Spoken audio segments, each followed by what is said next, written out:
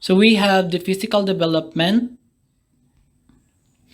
and we also have the physical changes and middle adulthood. So when you look at a person, especially middle adulthood, what are the signs that a person is in that level of stage? So here are some of physical changes. So here are some of physical changes in middle adulthood. So first we have gray hair is one obvious marker. Turning gray begins in young adulthood, but by middle adulthood, most people have turned most or all gray.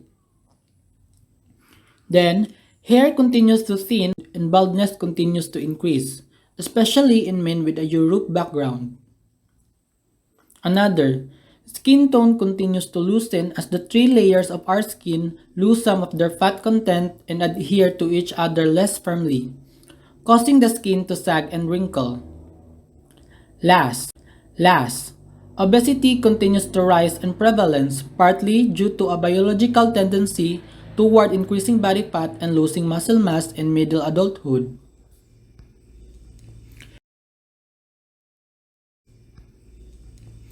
So another changes in physical development in middle adulthood is the changes in sensory abilities.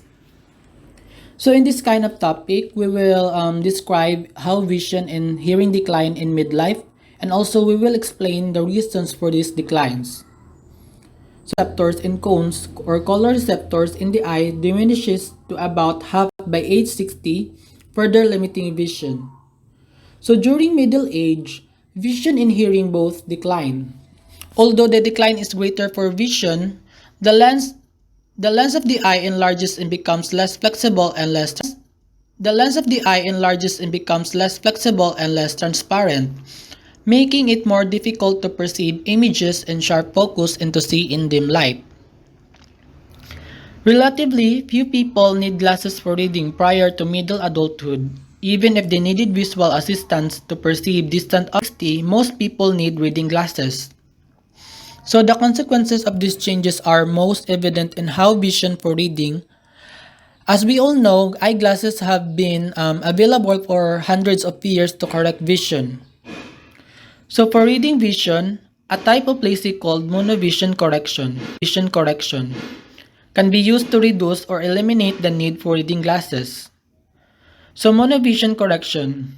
One eye is corrected for near vision and one eye is corrected for distance vision. So LASIK means that can correct problems with distance vision. That's why the brain automatically which eye to rely on most, depending on whether near vision or distance vision that is necessary. There is that person who is wearing eyeglasses or contact lenses since he was 12 years old. He had also do a LASIK operation when he was about 40 years old, including monovision correction. And now, at age 53, he still don't need glasses up to the age of 60. So even with a monovision correction, most people need reading glasses by age 60. It is according by Brown et al. 2008. Another, hearing declines in midlife for about 13% of adults in developed countries, especially for high-pitched sounds. So just like the hair on the head, the tiny hairs in the inner ear known as cilia, which transmit sounds to the brain, and also the eardrum and other structures in the inner ear became less efficient in processing information from the inner ear. So men generally experience greater hearing loss than women do in middle adulthood, in part because men are more likely to be employed in factory work and other jobs that include chronic exposure. So another case of this is environmental factors, like for example, like a rock stars, who's very exposed to a very loud noise, like if you know Pete Townsend, who have lost his hearing by his midlife. A study of African tribal people in middle adulthood have found that they show less decline hearing than people developed countries do. Evidently because they are exposed to less noise in their daily lives. So that means that the more you're exposed into noise, the more or higher chance. So another changes in physical development in middle adulthood is the changes in reproductive system. So in this part, we'll be comparing and contrasting the reproductive changes in midlife for women and men. So one of the most important physical changes of midlife occurs in the reproductive system as fertility declines, a change known as climacteric. Climacteric changes in the reproductive system that occurs in middle adulthood. For women, the cessation of ovulation and menstruation will decline in the number of quality of sperm. So for women, the climacteric is especially notable because it culminates in menopause, the end of monthly ovulation and menstruation. In contrast, the climacteric for men is more gradual and steady, and men continue to produce sperm throughout life.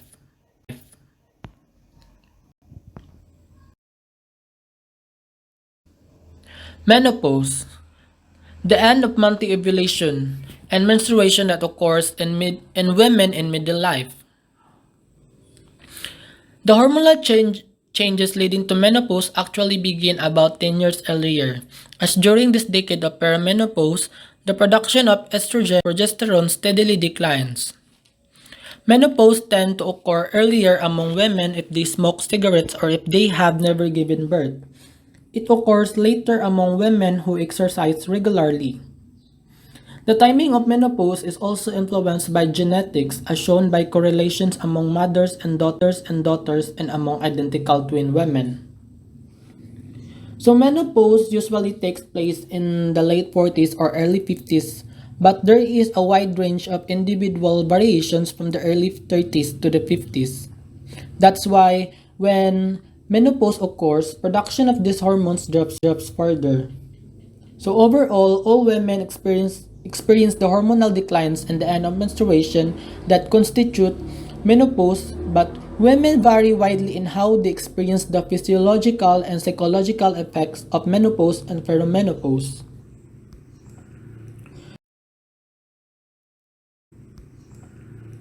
So one common symptom is hot flashes, in which the woman suddenly sweats and feels very warm and her skin reddens in the face and chest. Afterward, she feels chilled. So there is a vast range in the experience of hot flashes from daily to not at all. But most women experience at least occasional hot flashes as part of menopause. Other common symptoms of menopause include mood fluctuations, headaches, dizziness, and heart palpitations. Only about 10% of women experience symptoms of severe distress, and many experience no symptoms at all. So symptoms may be experienced during perimenopause but tend to be most severe around the time before and just after menopause. So when the drop in hormone level is steepest, variations in how menopause experience takes place not only within but between cultures.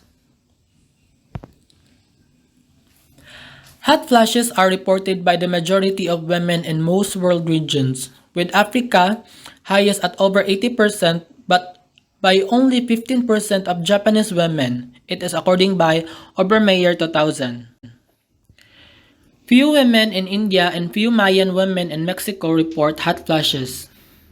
Also, African American women are more likely than women in other American ethnic groups to report hot flashes. And Latino women are more likely to report heart palpitations. The fact that women experience menopausal symptoms has been interpreted as suggesting that frequent childbearing make menopause easier, because Mayan women typically give birth to many children in the course of their reproductive lives. So however, in other ethnic groups, birth rates do not appear to explain variations in experiencing menopause. HRT or hormone replacement therapy. So for women who experience severe symptoms during menopause, hormone replacement therapy or HRT is sometimes used to alleviate their distress. So in the women experience problems due to rapid declines in their estrogen and progesterone, perhaps replacing those hormones could alleviate their distress. However, the results of HRT have been proven to be more complicated. Furthermore, HRT has other beneficial health effects, such as strengthening the bones and reducing the risk of colon cancer. The good news is that HRT is highly effective at reducing the symptoms of menopause, such as hot flashes. So there is even some evidence that it may have a cognitive benefits, but it also increases the risk of stroke, heart attacks, and breast cancer. So the age of the woman receiving HRT appears to be crucial. So women who receive HRT around the time of menopause and for no more than 5 years seem to obtain the benefits of it, few of the risk.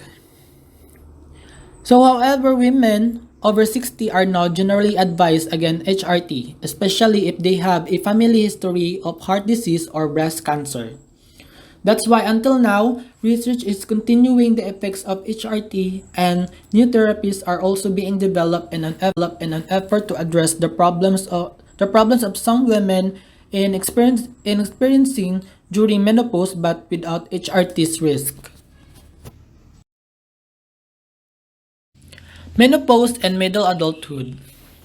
Japan is unusual among the world's cultures. In most of the world, individualism and economic development go hand in hand. The most economically developed countries tend to be the most individualistic as well, such as the United States, Canada, and the countries of Western Europe. Developing countries tend to be more collectivistic, especially in rural areas. The less developed a culture is, the more people depend on each other economically. Consequently, they hold to collective values that reinforce interdependence as countries become more individualistic as well.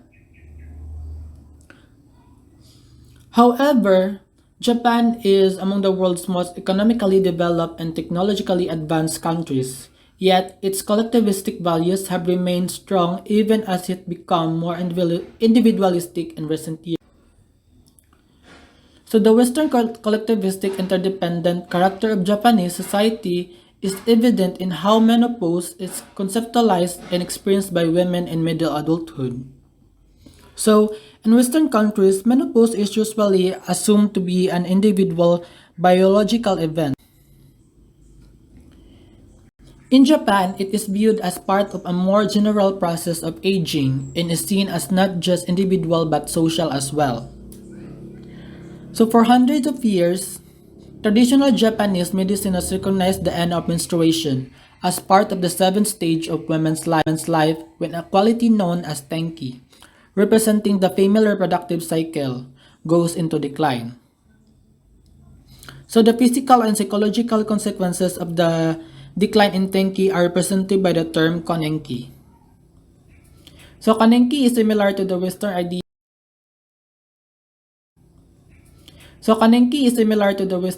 of menopause, but there are two important differences. So first is the symptoms associated with konenki are different from the symptoms associated with menopause. The typical symptoms of konenki are shoulder stiffness and headaches. So in contrast, the main symptom that characterizes menopause, hot flashes, is rare among Japanese women, and midlife is not mentioned as part of kanenki. Second, the second important difference is that kanenki is believed to be caused by social changes, not just by the biological changes that lead to menopause. So, when Japanese women marry and become pregnant for the first time, they nearly always leave the workforce and become full-time wives and mothers, unlike women in the West, most of whom remain. So when Japanese children have grown up and reach emerging adulthood, their mothers are usually around age 50. Still young in a country where most women live to be over 80 years old, but there is no clearly defined social role for them to fill.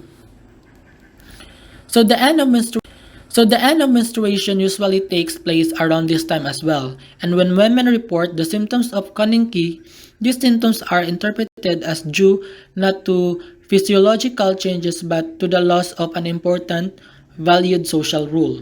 So in short, Koninki is viewed as having social rather than as being due to hormonal changes.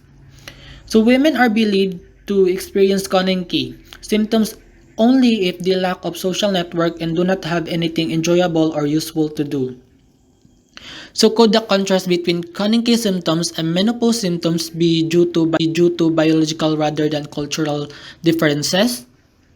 Well, in Japan, the end of menstruation is viewed not just biological but as having social meaning as well.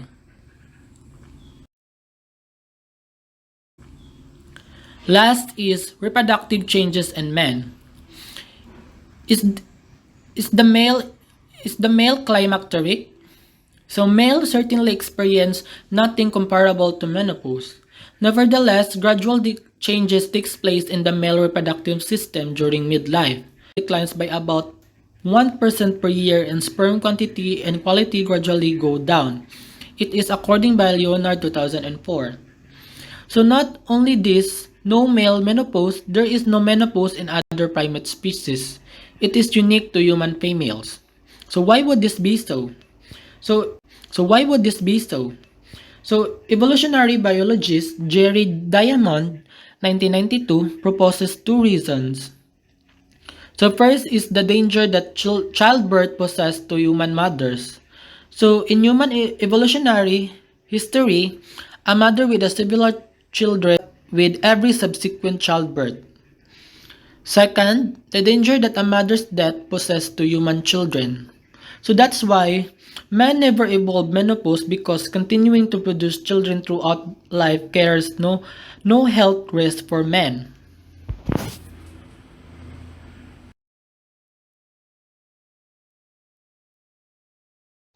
And now we are down to our last topic of section 1, which is health problems during middle adulthood.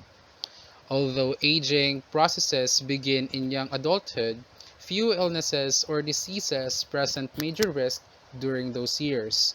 In contrast, a number of health risks rise in middle adulthood. First, we have sleep problem. Cardiovascular disease, osteoporosis, and cancer. First, we have sleeping problem. Sleeping problem involved problems with the quality, timing, and an amount of sleep, which results in daytime distress and impairment in functioning. Sleeping problems become more common after age 40. Specifically, many people have more trouble sleeping through the night. They woke up in the night and have trouble falling asleep again. Consequently, they are less likely to experience the deepest type of sleep and often do not feel fully rested in the morning. Sleeping problems in midlife are most common among people who have other physical and psychological problems as well, including obesity, cardiovascular disease, and depression. Next, we have cardiovascular disease, a type of disease that affects the heart and the blood vessels. According to the World Health Organization, cardiovascular disease or coronary heart disease is the leading cause of death among adults worldwide. Risk for cardiovascular disease begins long before middle adulthood. The result of high-fat diets, smoking, and daily routines that includes little physical activity. Over the years, this lifestyle can especially contribute to atherosclerosis, a condition where plaque builds up on the coronary arteries, causing the passage of blood through the arteries to become constricted. Atherosclerosis leads to a high blood pressure and eventually to a heart attack when arteries become so filled with plaque that they are closed off. Rates of cardiovascular disease are highest in countries like Denmark, where a high-fat diet is common, and in countries like Russia that have higher rates of smoking, which is extremely damaging to the cardiovascular system.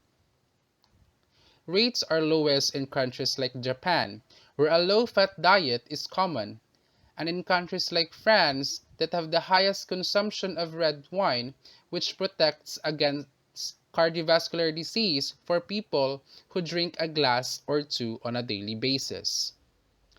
Across countries, men are at much higher risk than women, apparently due mainly to high rates of smoking. Within the United States, rates of cardiovascular disease are highest among African Americans and Native Americans due to high smoking rates and higher fat diets. Here are some factors of cardiovascular disease. First is stress. Stress is another factor that has been implicated in a heart disease. Stress not only has direct effect on the functioning of the heart, but it can also trigger coping behaviors such as smoking and overreacting that also contribute to a heart disease. The relation between stress and heart disease is complex, but recent research indicates that stress is especially likely to contribute to a heart disease in people who have personality that is especially prone to negative emotional state of anger, anxiety, and depression. Recent research also shows that two different types of stress can contribute to a cardiovascular disease.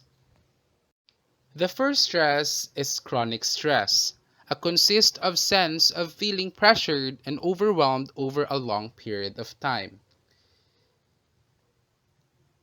Next is acute stress. It is a reaction occurs when a symptoms develop due to a particular stressful event. Next, we have heart attack. Heart attacks are usually fatal, but if cardiovascular disease is diagnosed before it reaches that point, it can be treated quite effective using medication and surgery. Next, we have osteoporosis. Bone mass begins to decline gradually in the late 30s for most people. Estrogen strengthens bones. So for women, the decline in bone mass becomes steeper after the decline in estrogen levels that accompanies menopause. Sometimes the loss of bone mass is extreme enough to result in osteoporosis, a condition in which the bones become thin and brittle. From middle adulthood onwards, women lose about 50% of their bone mass, with over half of their loss becoming the decade of following menopause.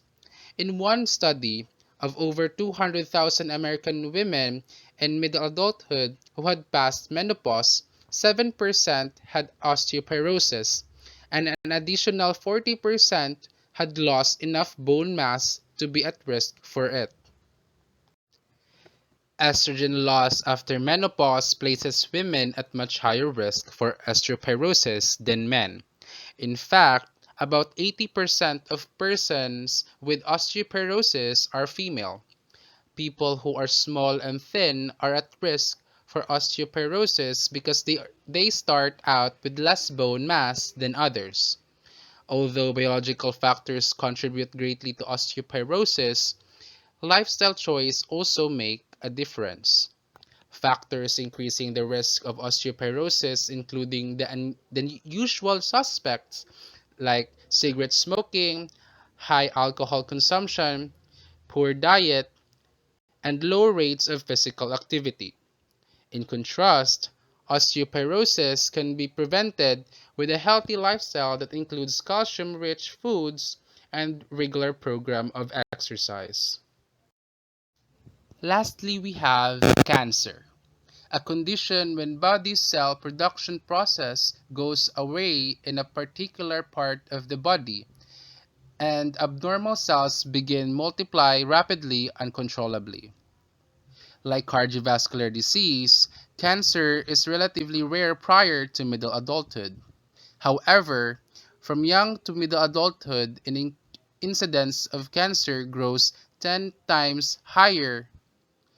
Cancer is the second leading cause of death among adults.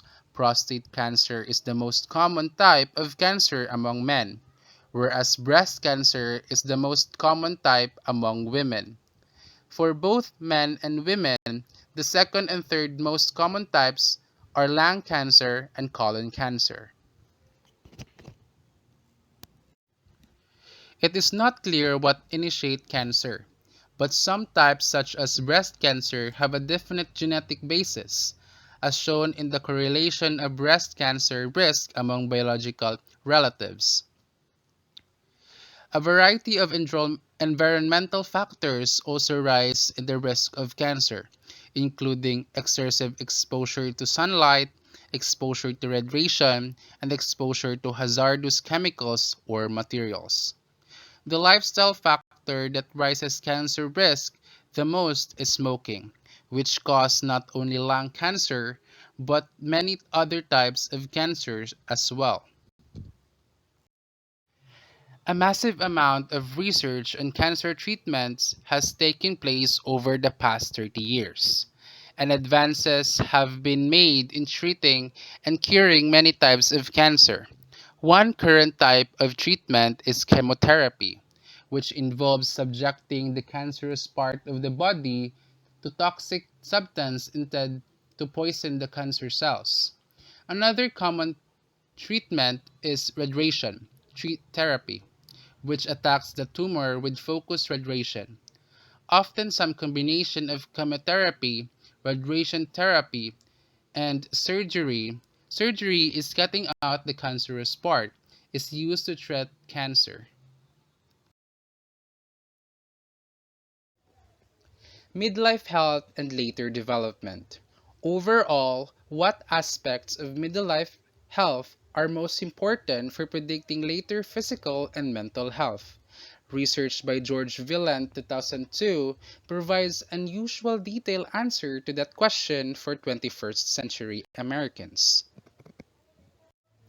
Villant classified the health outcomes of the remaining participants into two categories based on their emotional well-being and their physical health, which is happy well and sad sick.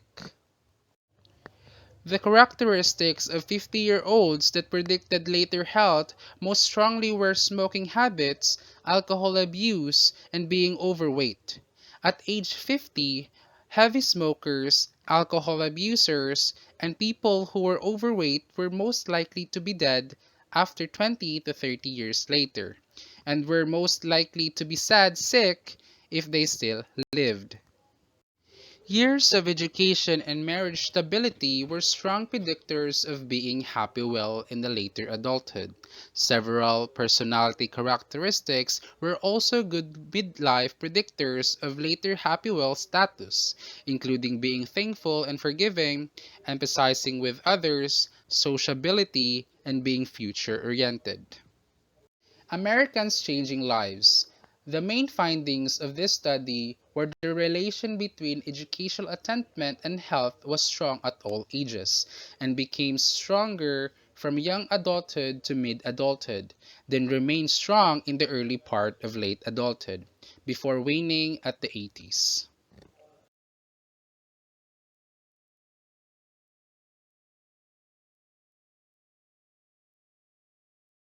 It is based on the development of human intelligence, and the central concept of this is on how children actively construct their own cognition or knowledge as a result of their independent explorations known as cognitive development.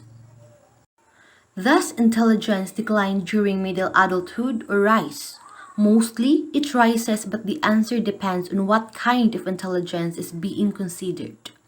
Following the theory of Raymond Cattell, scholars on intelligence identified two general types, which are the fluid and crystallized intelligence.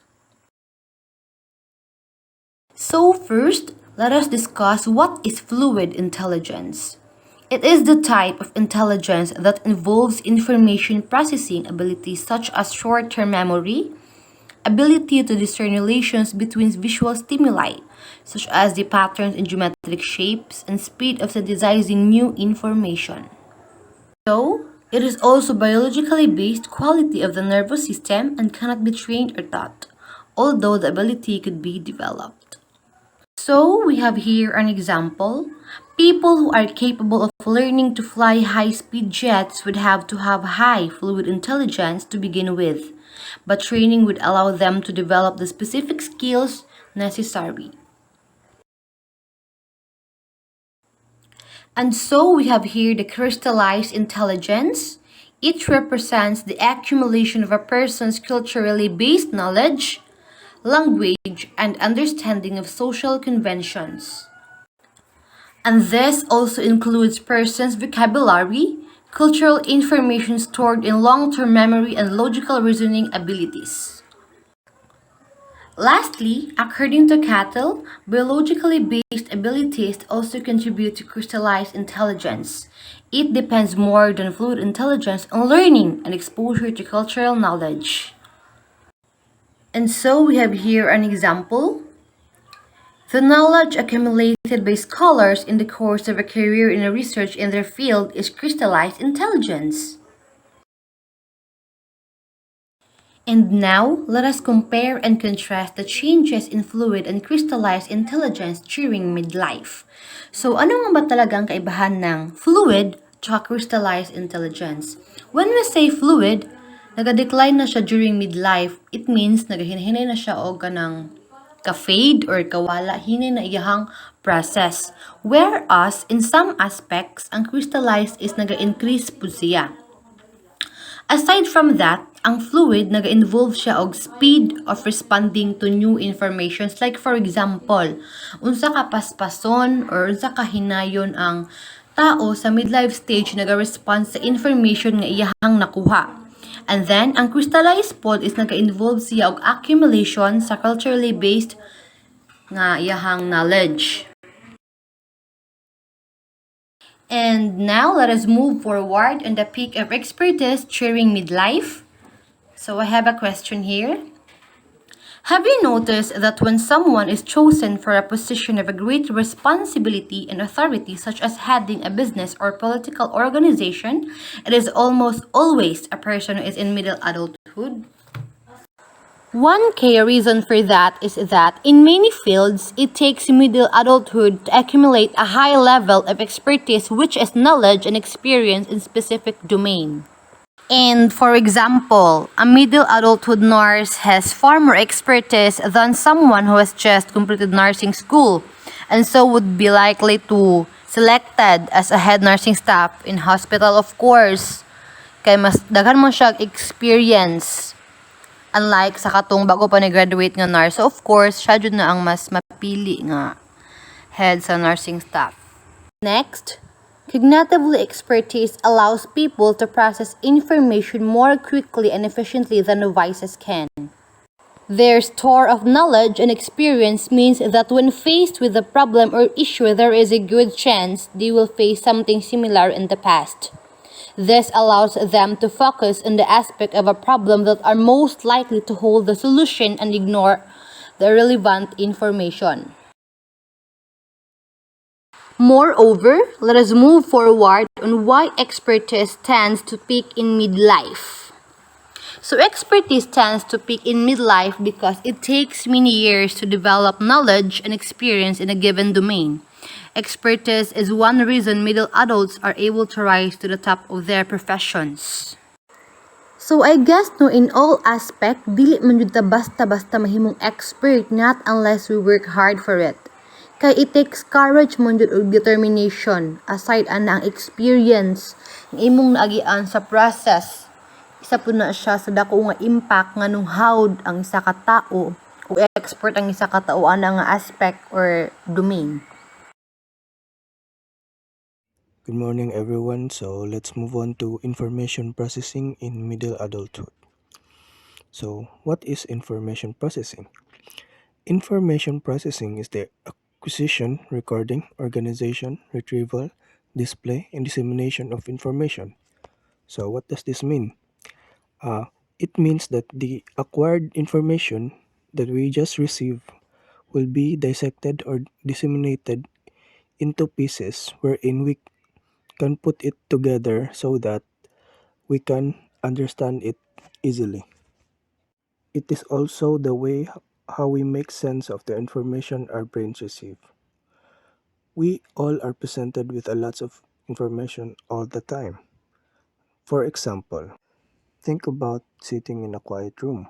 There's still a lot of information there.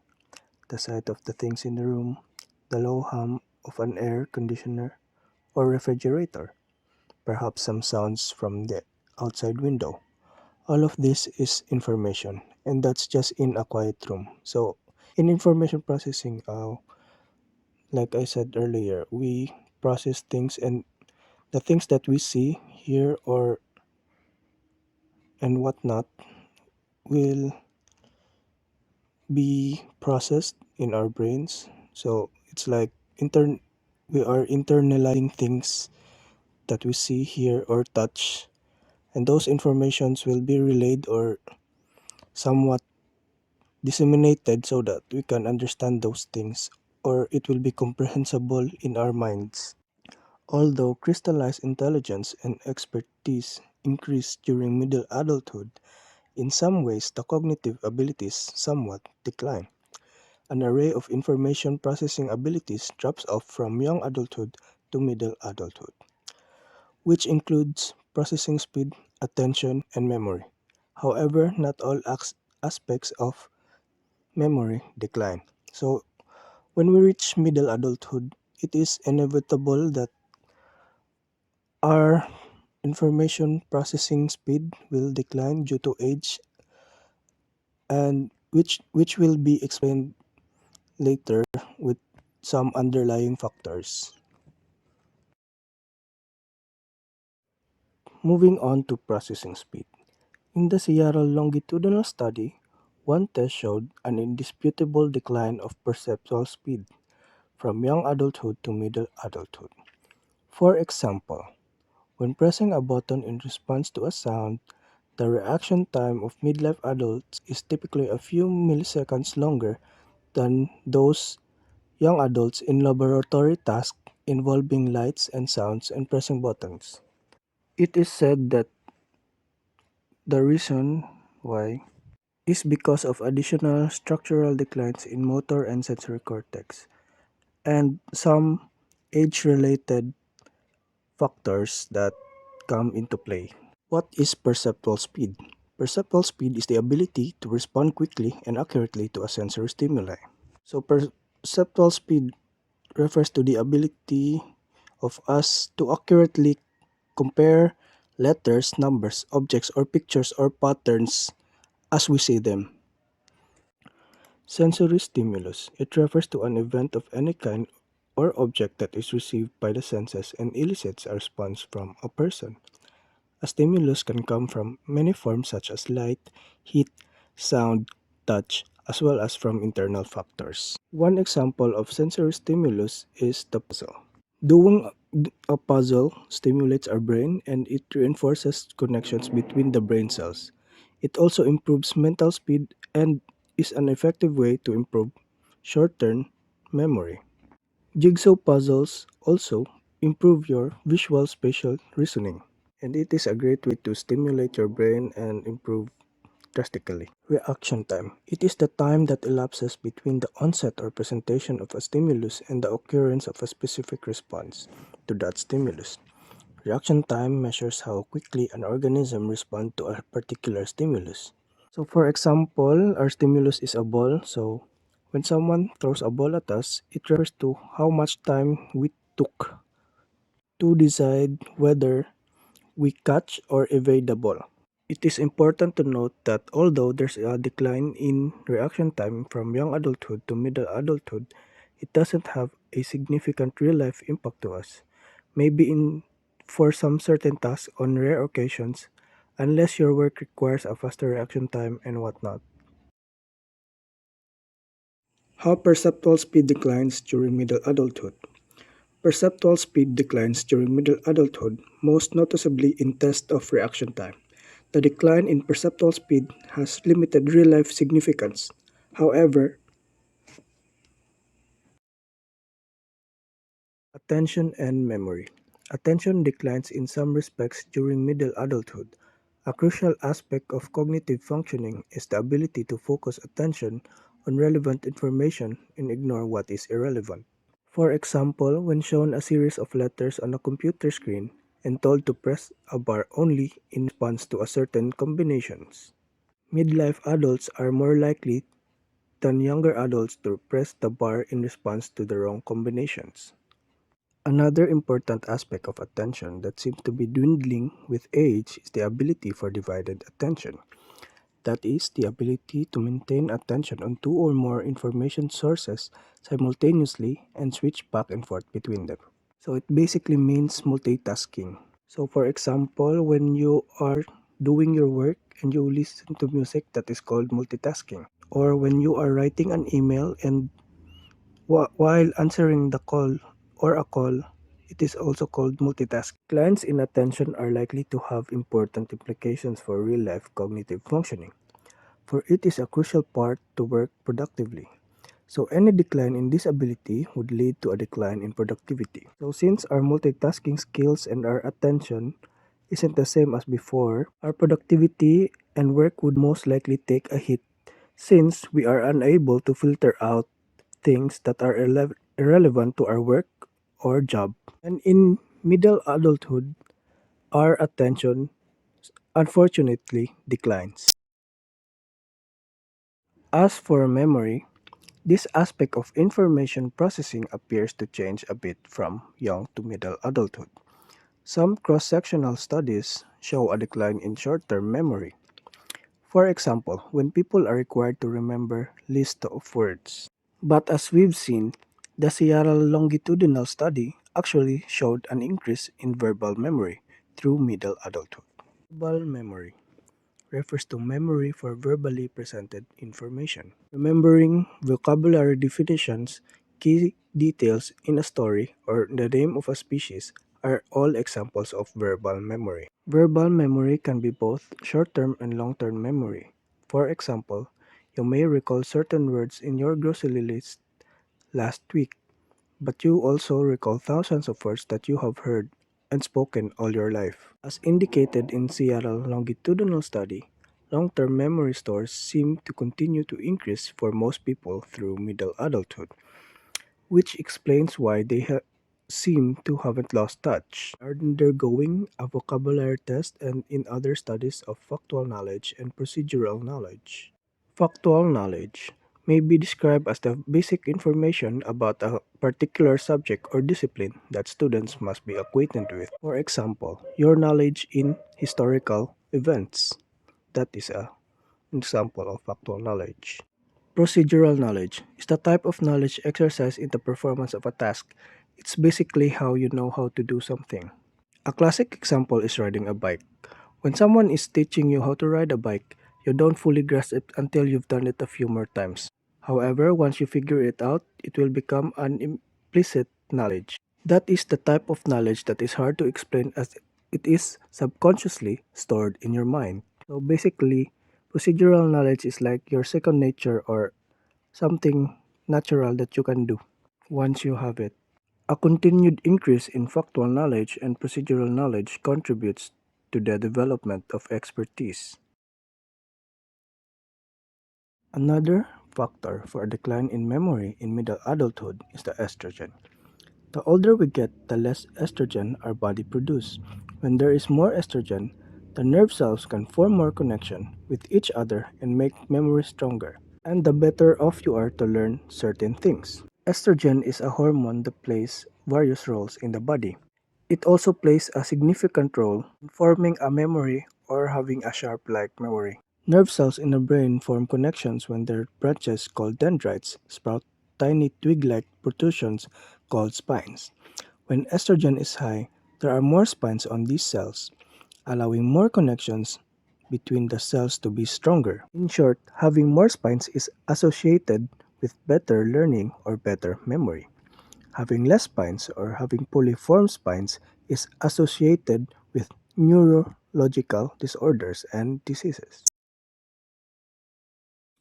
Attention declines in some ways in midlife, including the ability to focus attention on relevant information and also the ability to maintain divided attention. Memory changes little during middle adulthood. To sum it all up, our cognitive development in middle adulthood somewhat declines. due to age-related factors like estrogens being fully produced. However, it is mitigated by crystallized intelligence. Crystallized intelligence is the type of knowledge or intelligence that is acquired or accumulated throughout our lifetime. Basically, it's like wisdom. Also, expertise is a factor. Expertise is knowledge and experience in specific domain. So if someone is an expert or has an expertise on something, it allows them to process information more quickly and efficiently than others. Since they have encountered it in the past, they have an idea on how to handle it. It also allows them to cut time, get to the problem quickly, and resolve it. It's why middle adulthood seems like they haven't lost their touch or edge in their cognitive development.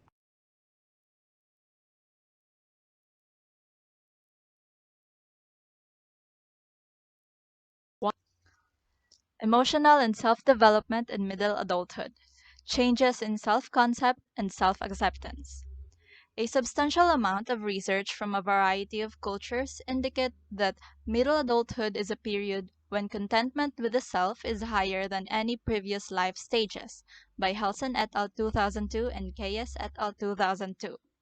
So most midlife adults appear to be more at peace with themselves compared to those who are still in the earlier stages of life. They no longer strive to be something more than they are. Also, compared to the later stages, most midlife adults have not yet had to confront the loss of meaningful roles or serious impairments in their physical health and functioning. Self acceptance tends to be more favorable in the middle adulthood than in earlier periods, resulting in a middle adulthood rise in psychological well being and life satisfaction, by Helson et al. 2002 and Kayes et al. 2002. In middle adulthood, the identity struggles that sometimes characterize adolescence and emerging adulthood have cooled for most people, and there is a heightened sense of self understanding and self acceptance, by Labouvi, Vif, 2003 and 2006. We have seen in earlier chapters that identity issues are important throughout the lifespan, and in some ways become most acute during emerging adulthood, by Arnett 2004. In one longitudinal study of American women who are graduates of an elite college, identity certainty increased steadily with age through middle adulthood. Aside from that, the study also showed an increase in generativity. Midlife adult participants were said to be less likely to agree with items such as feeling excitement, turmoil, confusion about impulses and potential compared to young adults. They are prone to agree with items such as having a sense of being my own person and feeling secure and committed. A cross sectional study of Americans from their late teens to their 70s found similar enhancements in self development in middle adulthood, by Reef 1995. Self acceptance increased. This is because most midlife adults were more aware and accepting of having both good and bad characteristics, and overall felt more positive about themselves and their lives compared to the younger participants. Autonomy increased. Autonomy in the sense that midlife adults were more inclined to care and assess themselves according to their own self defined standards than caring about others' assessments like how younger participants were. Environmental mastery increased, as midlife adults were more to see themselves as being able to handle a variety of roles and responsibilities effectively than younger participants. Enhanced self development is also evident in becoming more psychologically adaptive during middle adulthood.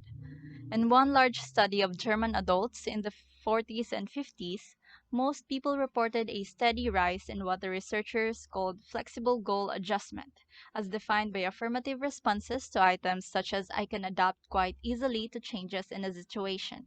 By Brandstatter 2006, Brandstatter and Baltiscots 1990, Brandstatter and Grieve 1994.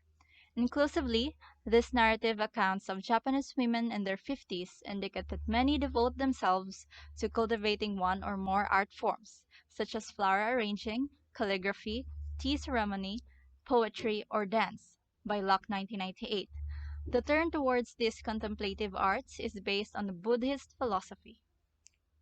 Midlife adults in some collectivistic cultures may emphasize self development less and relations to others more. In a study comparing Americans and South Koreans in their 50s, Americans were higher in individualistic traits such as self-acceptance and autonomy by KS and Reef 1998. South Koreans placed more emphasis on close ties to others, especially family members. They remained in closer contact with their adult children and based their sense of personal fulfillment less on their own success than on their children's success.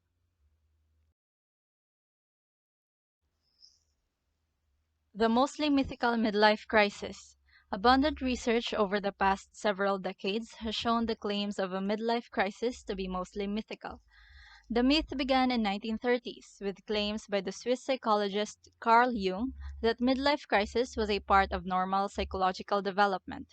Jung 1930. He based this conclusion mainly on his own midlife struggles, which is usually not a good basis for generalizing to several billion other people. Daniel Levinson, 1978, described midlife crisis as including feelings of meaninglessness, turmoil and confusion, dissatisfaction and disappointment with work and family life, and fear of aging and death. However, he only interviewed 40 men, most of them highly educated, so three-quarters of them amounted to just 30 people, still not enough basis for generalizing to the rest of humanity. Like Jung, Levinson was also inspired by his own midlife struggles. A national study of over 3,000 Americans ages 25 to 72 found that not only were those in midlife ages 40 to 60 were not more likely to be experiencing crisis than persons in other age group.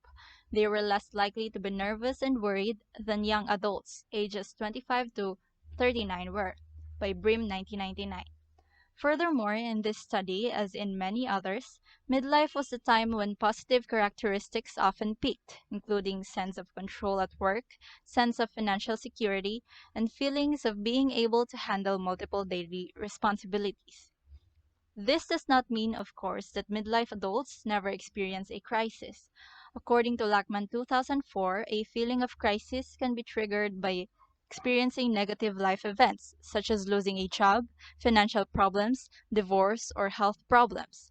However, Wethington et al. 2004 said that in such cases, it is not going through midlife that provokes the crisis, but experiencing the negative life events, most of which can happen at any point in adult life. Generativity. Erik Erikson's 1950 theory of lifespan proposed a distinctive crisis or challenges for each life stage. For middle adulthood, the crisis is generativity versus stagnation. By generativity, Erikson means the motivation to contribute to the well-being of the generations to come. Stagnation means focusing on one's narrow self-interest without concern for the good of others, now and in the future. In developing countries and in some Western minority groups, such as African Americans, the role of grandparent entails daily responsibilities of caring for grandchildren, while the parents go about the duties of daily life. By Kelk Oliver, 2011.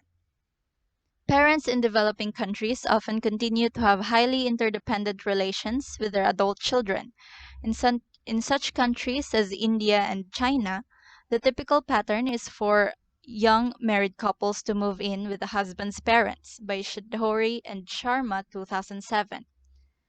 Generativity is expressed by midlife adults as they teach their children and grandchildren how to farm, fish, cook, build, sell, weave, or whatever the foundation of economic activity is in their culture. As we'll see in the historical focus, generativity in 19th century women, midlife adults in leadership positions may use their knowledge, skills, and experience to help the young along the road they have already traveled. Studies in American and Canadians find an increase in generativity from young to middle adulthood. This increase has been found using a variety of methods, from self-described personality traits on questionnaires to interviews to life story narratives by Caius and Reef 1998, McAdams and Low Dugan 2004 and Peterson 2006. It has also been found in both longitudinal and cross-sectional studies. Historical focus: generativity in 19th century women. In The Body Project, An Intimate History of American Girls, historian Joan Jacobs Bromberg, 1997, describes the institution in 18th and 19th century American society that brought adult women and adolescent girls together in ways that enabled the women to guide and nurture the young ones. Whether Christian or Jew, black or white, volunteer or professional, most women in this era shared the ethic that older women had a special responsibility to the young of their sex. This kind of mentoring was based on the need to protect all girls, not just one's own daughters, from premature sexuality and manipulation at the hands of men. What happened to this protective umbrella today? Civic organizations of all kinds declined in membership during the past 50 years, not just the ones for women and girls, by Putnam 2000. Women who formerly would have been part of civic organizations were entering the workplace instead and no longer had the time or energy for much volunteer work. These women may continue to be generative in their relationships with their daughters, nieces, and neighbors, but they no longer join the kinds of organizations that once served as an arena for generativity. In Bromberg's view, today adolescent girls are more vulnerable than they are a century ago because they reach puberty earlier than ever and consequently they become sexually mature long before they have the emotional and social maturity to match. Gender issues during middle adulthood. Gender remains an important determinant of human experiences in middle adulthood, as it was in earlier life stages across cultures. In general, gender roles become less restrictive in midlife than they had been in previous stages of development. Number one, enhanced status of midlife women. Especially notable in middle adulthood is that for women in many cultures, there is a rise in their freedom, authority, and well being. Usha Menon interviewed women in India ages 19 to 78, Menon and Schroeder 1998. At all ages, women agree that the best time of life is proada, or mature adulthood, lasting from about the late 30s to the 50s. They saw a variety of favorable qualities as speaking for women during this life stage, including status, control, responsibilities, capacity to reason, and life satisfaction. Young adulthood is not usually a happy time for a woman in India, with daily tasks to carry out. She is under the thumb of her mother in law and is required to obey her authority. In midlife adulthood, however, a woman's status reverses dramatically. When her eldest son marries, he moves his bride into the family household, and now she becomes the top dog, a mother in law with authority over a daughter in law. Midlife woman has the power to run the household and assign responsibilities to others. Her authority in religious matters rises too, as she becomes the one responsible for conducting rituals such as Sandhya. Sandhya is a ceremony at sunset each day that keeps away evil spirits and invites Lakshmi, the goddess of wealth and good fortune, into the home. Similar patterns of an increase in traits like assertiveness and self confidence have been found in midlife for women in a variety of different cultures, including the Maya of Guatemala and the Druze of the Middle East, rural China, and the American middle class. Fry 1985, Gutman and Hoyk 1994, and James et al. 1995. In many cultures, women often flourish once they reach middle adulthood. However, the enhanced status and well being of women in midlife is not universal and should not be overstated. In polygynous cultures such as the Gusi of Africa, men during their midlives often take another younger wife, leaving their first wives vulnerable and dependent on their children. By Levy 1998. Men in many cultures revere to young women's beauty and regard women in midlife as no longer attractive. On the other hand, the decline in physical attractiveness is not perceived for men. Even in India, where the status of women in middle adulthood is generally high, popular sayings portray physical appearance very differently by gender, by Kakar 1998. Number two, greater gender equality. Even in cultures like India and China, where a woman in midlife may have a great deal of power within the household, she may have very little power outside of it. Annually, the United Nations Human Development Program calculates a gender empowerment measure for over 100 countries around the world, based on women's representation in positions of political power, the percentage of women in professions and technical occupations, and the ratio of females to males' earned income. European countries are highest, and countries in Latin America also rank quite highly, along with Israel and South Africa. GEM or gender empowerment measure ratings are highest in countries with the highest economic development, but Japan and South Korea are relatively low on the GEM despite their high levels of wealth. In many countries in Asia and Africa, a woman has never held the top position of political power. This applies to the United States, Canada, and many European countries as well. In 1960s, there were virtually no women who were political leaders, academic leaders, or CEOs anywhere in the world, by Collins 2010. Today, though, it is no longer a novelty in most countries for a woman to become prime minister or president of a university or to lead a corporation. Almost always, these achievements come in the middle adulthood. For many women, the achievements come at a cost. It is more difficult for a woman than a man to have it all. That is to reach her goals in terms of work as well as family. According to Sylvia Ann Hewlett 2003, high-achieving women often have to sacrifice their family goals as they pursue their work goals. At midlife, 33% of the high-achieving women in Hewlett's National American Study were childless, and 40% were unmarried. The percentage with no children was especially high in the field of business. Nearly all would also have preferred to be married by midlife than unmarried. Now, what about men? Studies in a variety of cultures indicate that for men, gender roles become more flexible and permeable in midlife. By Fry 1985, Hoyk 1998, James et al. 1995. An American longitudinal study that followed adults through their 50s and 60s found that women were initially more involved with grandchildren than men were. But men's involvement increased so that by the 60s there were no gender differences. Khan et al. 2011. Overall, women's gender roles have changed a lot more than men's have.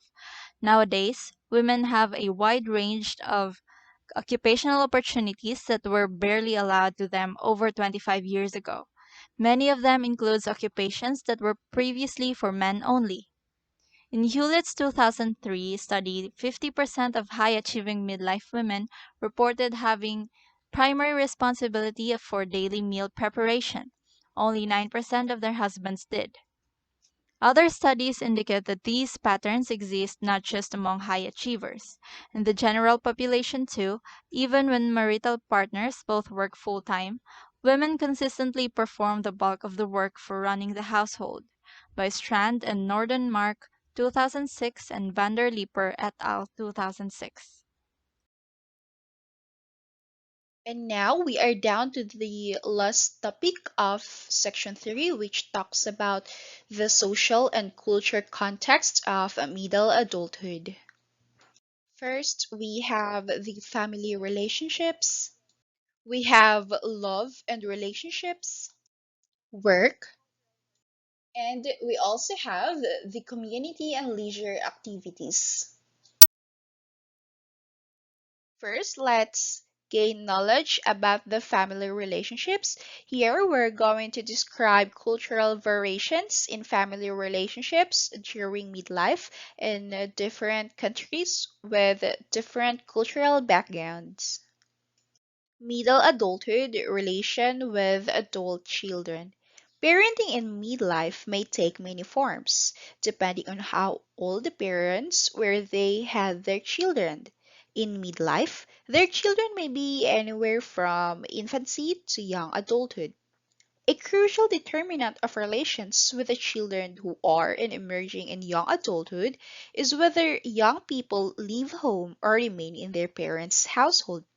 As we have noted, the most common pattern historically in Asia, Africa, and South America has been that when a young couple marries, yung anak na lalaki ay mamamalagi sa bahay ng kanyang mga magulang, and his wife comes to live there as well.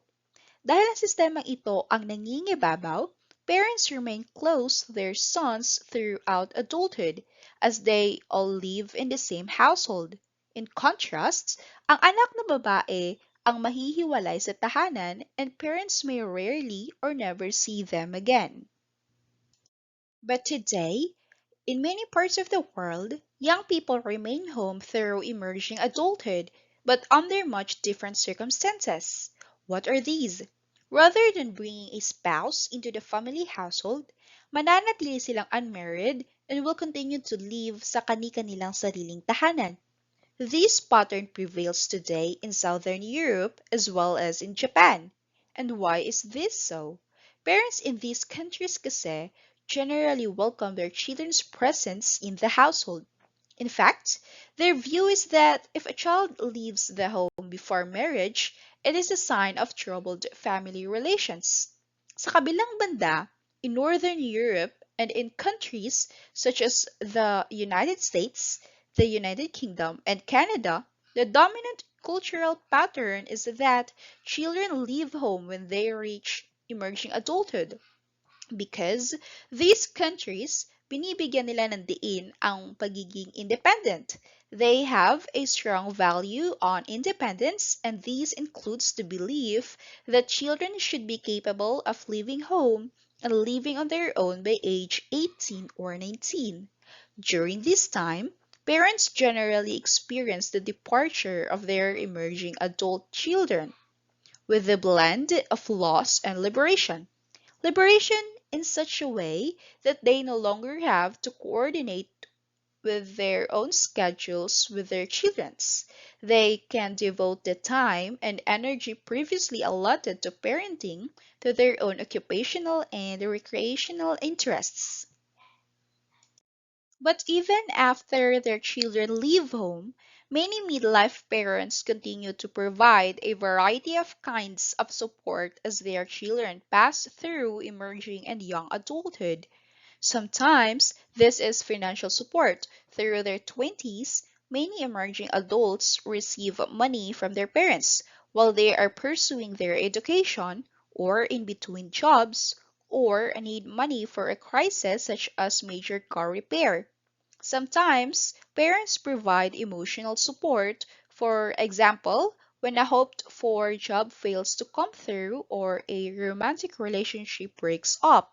In most cases, however, relations with parents improve over the years as intimacy grows and conflict declines across a range of cultures. Moving on, we also have the relationship of middle adulthood with their parents. Like relation with children, relation with parents in middle adulthood are highly variable depending on cultural customs.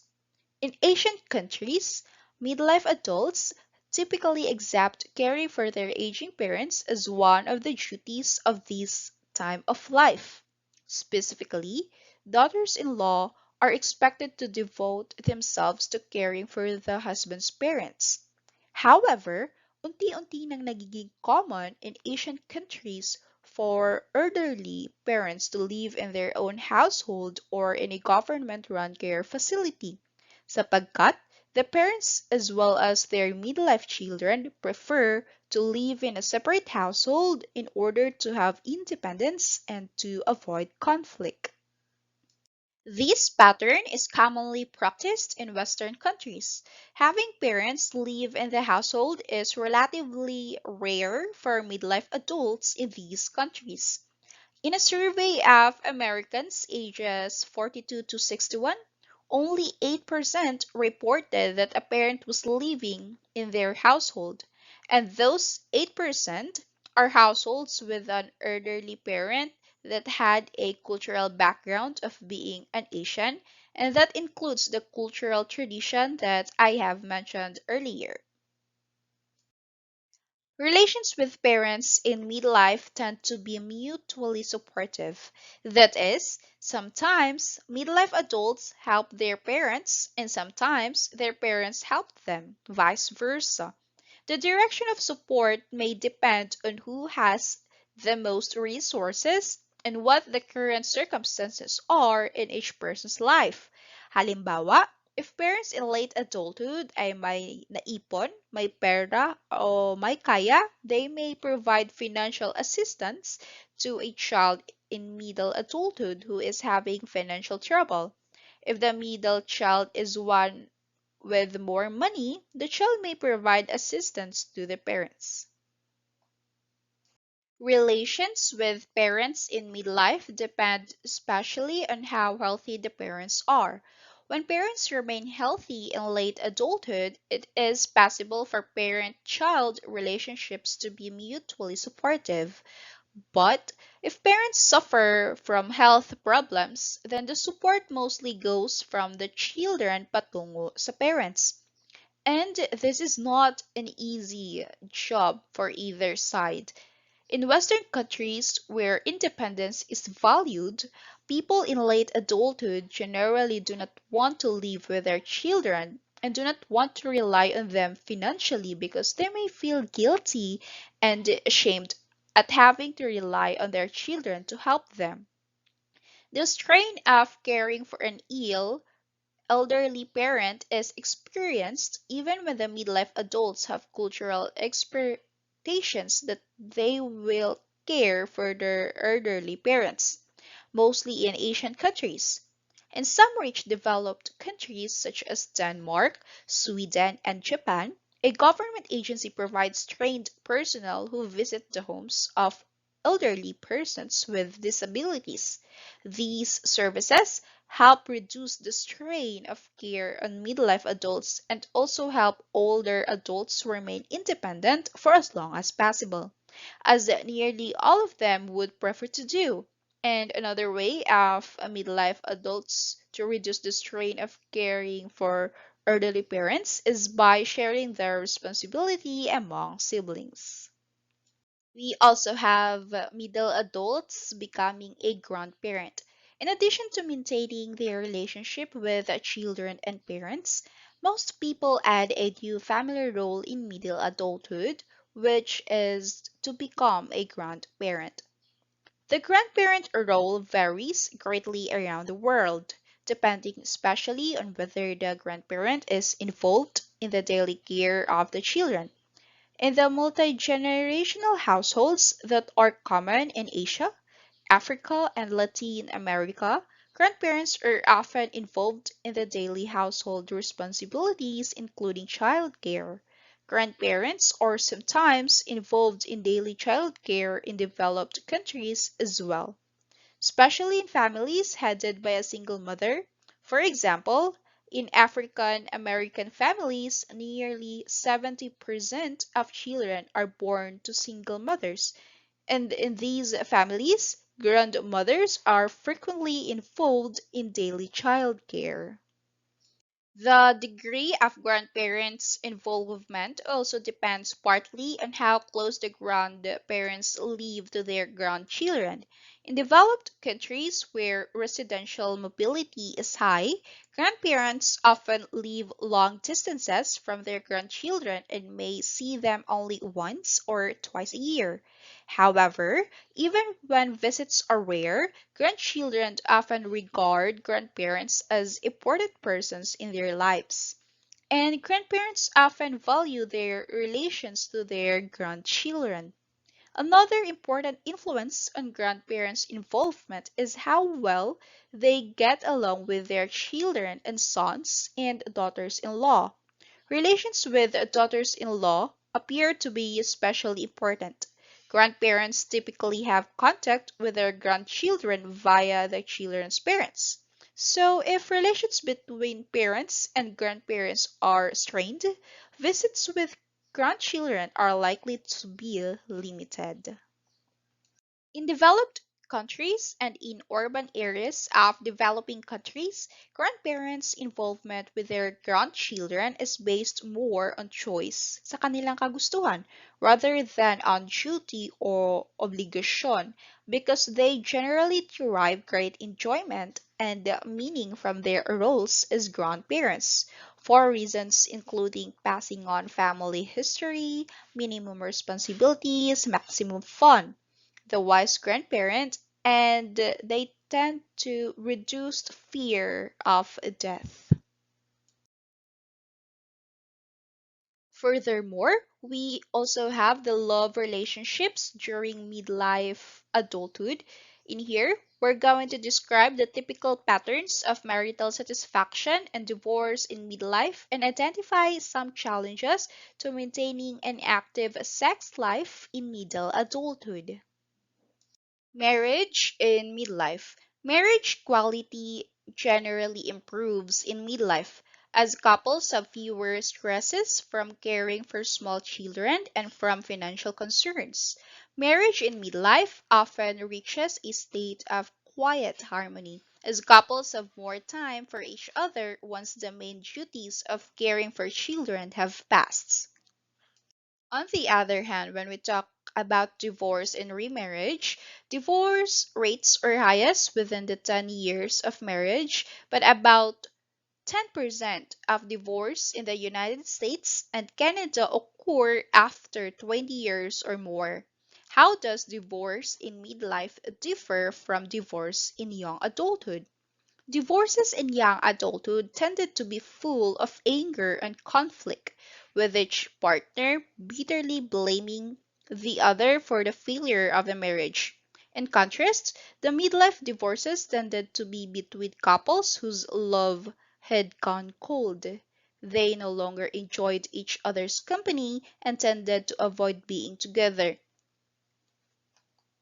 In terms of Sternberg's theory, these couples often fit the profile of empty love with little passion, little intimacy, and ultimately no more commitment. Also, only one third of women who divorce after age 40 remarry, whereas most men are already involved with a new partner at the time of the divorce and nearly all remarry. However, many women find their midlife divorce to be a release from the daily unhappiness of their marriage, and some say it inspires positive changes of greater self reliance and personal growth. What about sexuality in middle adulthood? By middle adulthood, sexual behavior no longer has much reproductive purpose. Some people do have babies in middle adulthood, but it is rare.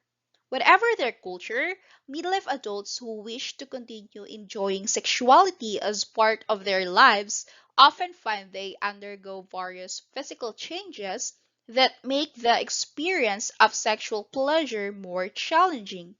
There are biological changes associated with the female and male climacteric that influence sexuality, specifically slower sexual arousal in women and erectile dysfunction in men.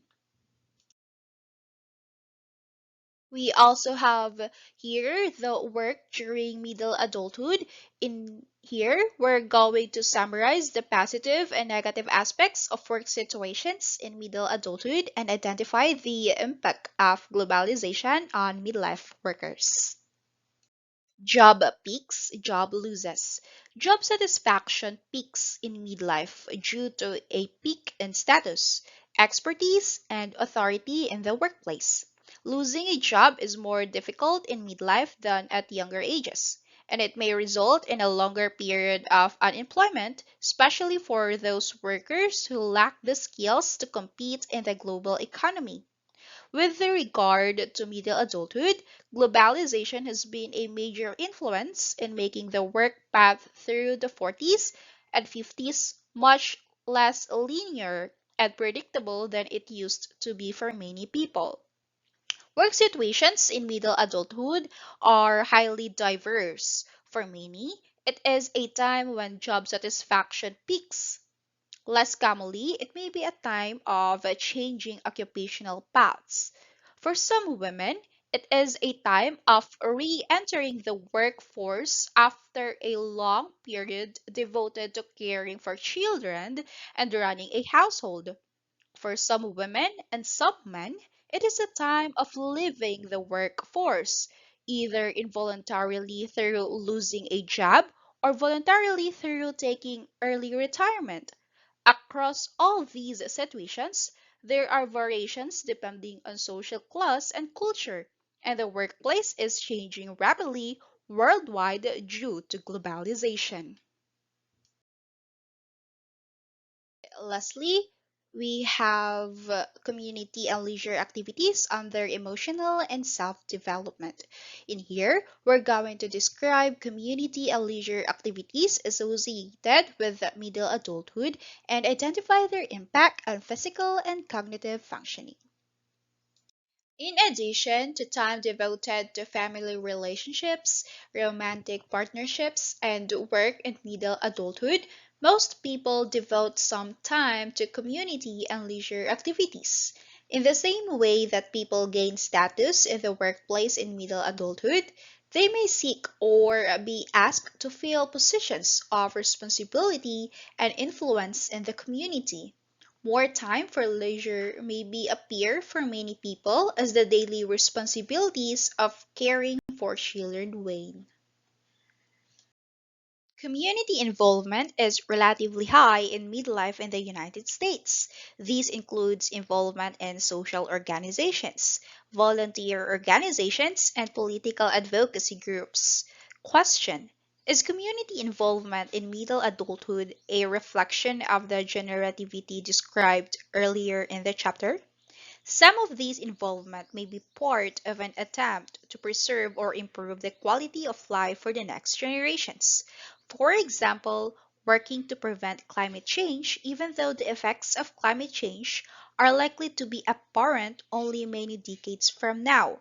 However, some of it may be simply for the adult's own enjoyment. For example, joining an outdoor recreation club or a reading group. Even working for social or political causes may be motivated by wanting to improve the state of the world while they are still here. Perhaps, in addition to the motive of caring about the world they will leave to the generations to come. And how about the leisure in middle adulthood? What do people do with their leisure time in middle adulthood? As we saw in chapter 10, around the world, the most popular leisure activity in both young and middle adulthood is watching television. Countries vary, but 2 to 3 hours of television a day is typical in middle adulthood. Other common leisure activities in middle adulthood include exercise and sports, going out to dinner, having dinner with friends, other media, and socializing, mainly with family members. In developed countries, leisure includes periods of vacations, or what we call holiday, several weeks in a year, along with visiting their children and grandchildren. Moreover, research indicates that vacation time enhances cognitive and physical functioning. Vacation time also helps midlife workers avoid burnout.